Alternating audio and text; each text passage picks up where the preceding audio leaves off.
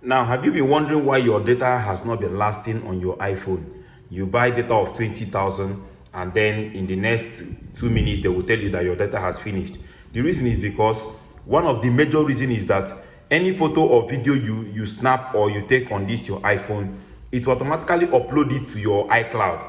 And this is taking much of your data because you can do a video of 3 gig, 6 gig. You won't even know that it is automatically entering your iCloud. So in this video, I'm going to be showing you how to stop your videos or your pictures to automatically upload on iCloud. So the first thing you do for me is you go to settings.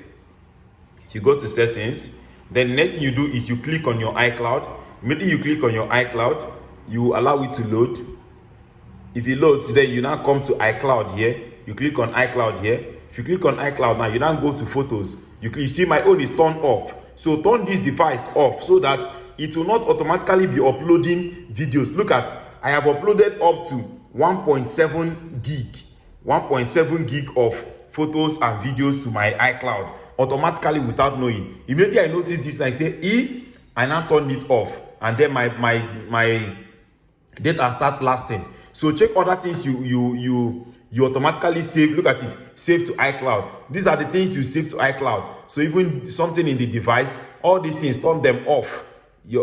Password is okay to save in your iCloud. Your notes, if you don't like saving your notes to iCloud, you can equally turn it off, but those one doesn't take much data. So the major thing that takes more data is your videos and your photos. That is what takes more data in uploading direct to iPhone. So you wouldn't want to upload it to your iCloud unless an important one you want to upload. Then you can now upload it direct by yourself than automatically uploading even videos you don't even like.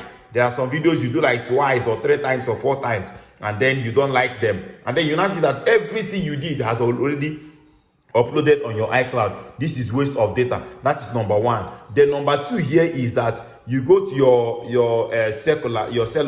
If you go to your cellular, the next thing now you now come to this, you go down to cellular data. Okay, the cellular data. This is here we now see all the apps that are using your data. You see all these apps. All these apps, if you check your own, you now see that all these things are turned on. So for you to save your data, just go through them and check the ones you are not using and turn them off. In fact, you can even turn everything off except the ones that you need the notification. You turn everything off, then anyone you want to use. For example, now let me turn my WhatsApp off.